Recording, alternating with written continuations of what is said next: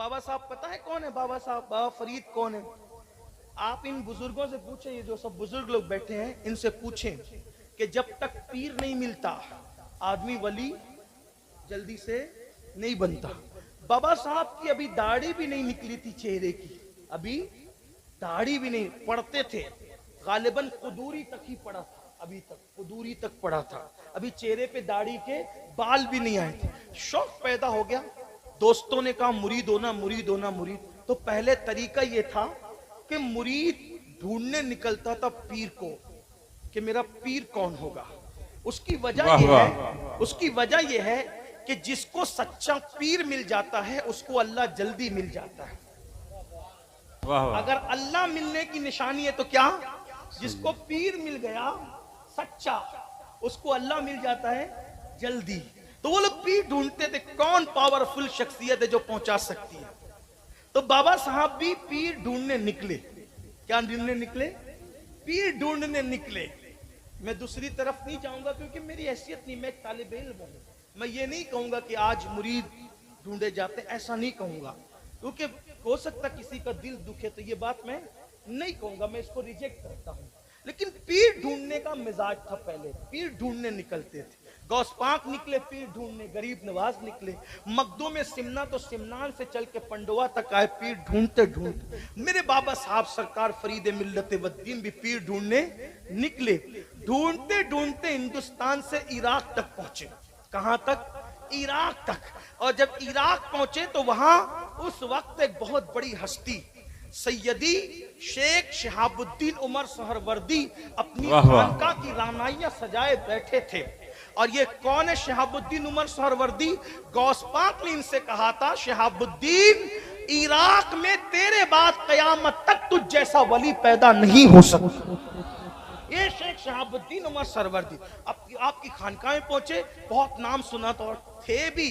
शेख शहाबुद्दीन उमर सरवर्दी क्या है? उनकी अवारिफुल मुआरिफ पढ़ करके पता चलता है कि शहाबुद्दीन सरवर्दी है कि चस्ती का नाम। और फिर गौस पाक जिसके बारे में कहे कि कयामत तक तुझ जैसा वली अब इराक में पैदा नहीं होगा, तो वो शहाबुद्दीन सरवर्दी क्या होंगे? उनकी खानका में पहुंचे तो खानकाओं के अंदर खाना खिलाना बहुत महबूब अमल समझा जाता है। गौस पाक कहते हैं मैंने नेकी के दफ्तर को उलट पलट कर देखा तो मैंने खाना खिलाने से बड़ी नेकी कोई नहीं देखी। ईमान के बाद सबसे ज्यादा पसंदीदा अमल अल्लाह को क्या है? खाना खिलाना। अहले जाहिर और सूफिया में फर्क यह है कि अहले जाहिर सिर्फ खाना जानते हैं, सूफिया भूखे रह के खिलाना जानते हैं। ये भी सूफिया का तर्ज है। तो खानकाओं के अंदर और दूसरों में फर्क यही है। दूसरों का हाल ये बेचारे वो मदरसे का चंदा तक खा जाते हैं, और जो सच्चे खानकाई लोग हैं वो खुद कमा करके सूफिया को, वो सूफिया अल्लाह की मखलूक को खिलाते, वो परिंदों को तक खिलाते हैं। बहरहाल बात दूर न निकले, दस्तरखान बिछाएं। बाबा साहब रहमतुल्लाह अलैह जब वो खानका में दाखिल हुए तो दस्तरखान बिछा था। जैसे आए, आने के बाद सलाम किया। हजरत शेख शहाबुद्दीन उमर सरवर्दी ने जैसी देखा पहचान लिया। इसलिए कि कहते हैं सपूत के पांव पालने में नजर आते हैं और जौहरी जौहर को जान लेता है। सुनार के लिए सोने को परखने में कोई टाइम नहीं लगता। अल्लाह और अल्लाह वालों को अल्लाह वाले को पहचानने में कोई टाइम, जैसी नजर पड़ी समझ गए फारूक आजम का बेटा है। बाबा फरीद फारूक आजम की औलाद में से है। हजरत फारूकी है बाबा फरीदुद्दीन गंजे शकर। अल्लाह अकबर। तो बाबा फरीदुद्दीन गंजे शकर को देख करके पहचान लिया, और जब पहचान लिया उस फारूकी को, फरमाया शहजादे क्यों आए हो? का हुजूर मुरीद होने के लिए पीर ढूंढते ढूंढते यहाँ तक आया कि आपसे मुरीद हो जाऊं। वह अच्छा अभी खाने का टाइम है, बैठो। जब सब बैठे कनीज आई और उसने हाथ धुलाना शुरू किया। और जब कनीज हाथ धुला रही थी सबने हाथ धोया, छोटे छोटे पानी से सबने धुल लिया। वही हाथ धोने के लिए पानी तो कम ही लगता है, बहुत कोई पानी की जरूरत तो ज्यादा नहीं होती।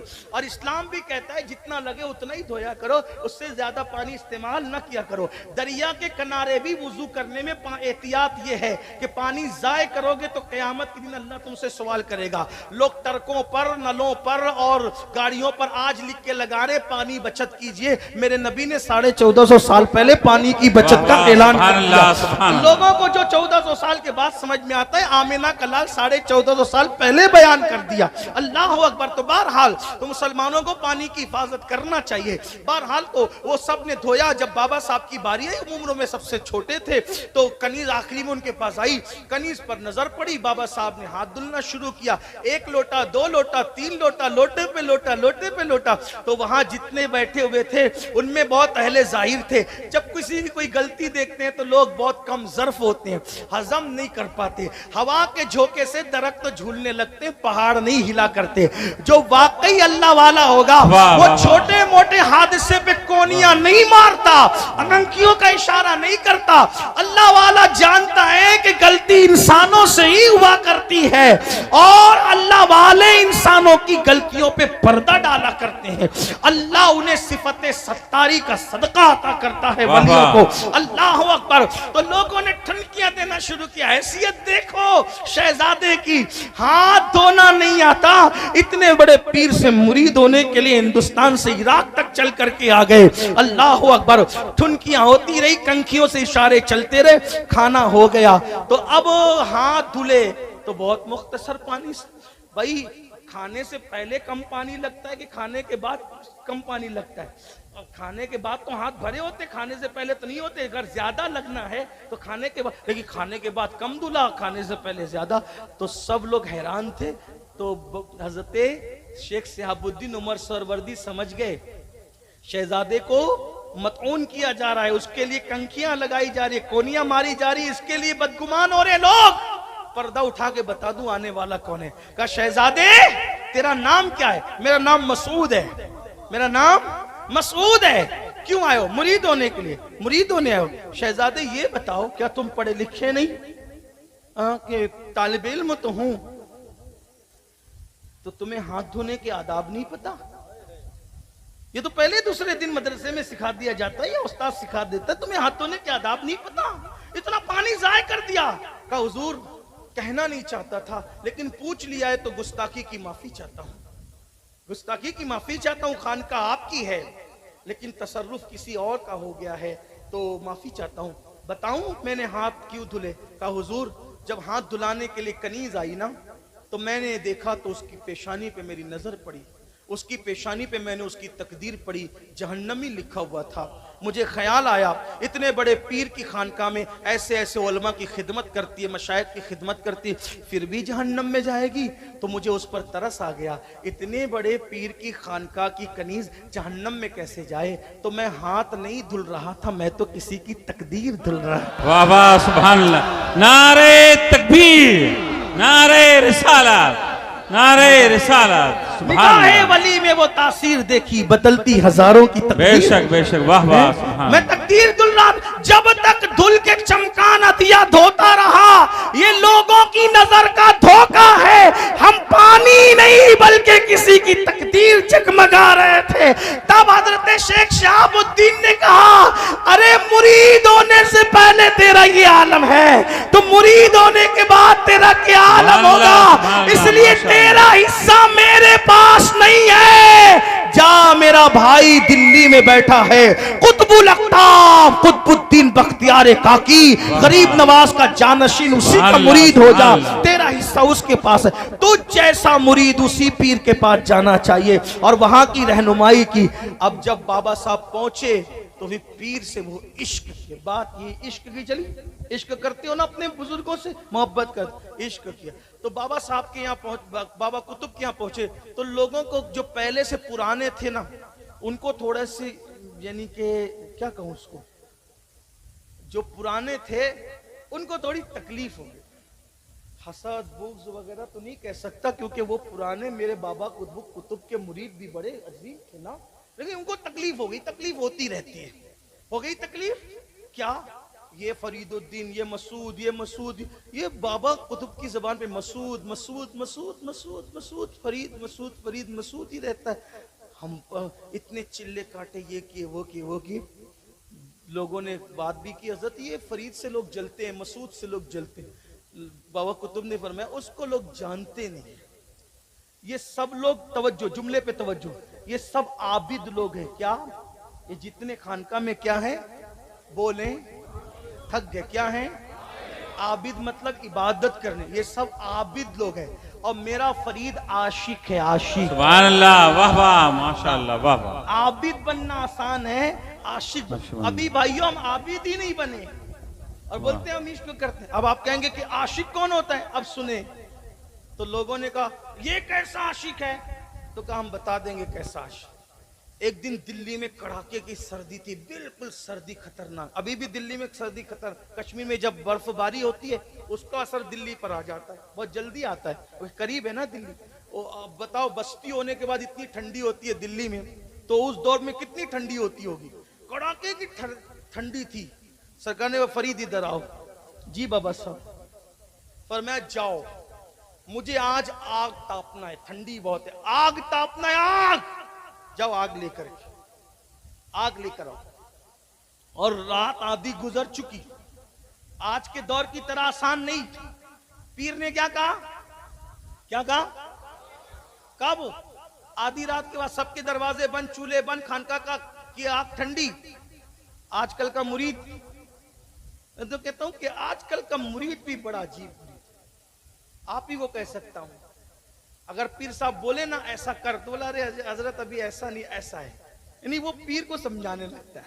हाँ ठीक है, कोई बात नहीं, आप जानो, आपका काम जानो, लेकिन इश्क मोहब्बत किसे कहते हैं सुने। बाबा साहब ने क्या कहा, कुतुब साहब ने, फरीद आग लाओ। आधी रात के बाद निकल गए, सोचते हैं आग कहां मिले, रोने लगे, या अल्लाह पीर ने तलब किया और मैं न ले जा सका, मैं मुरीद किस काम का।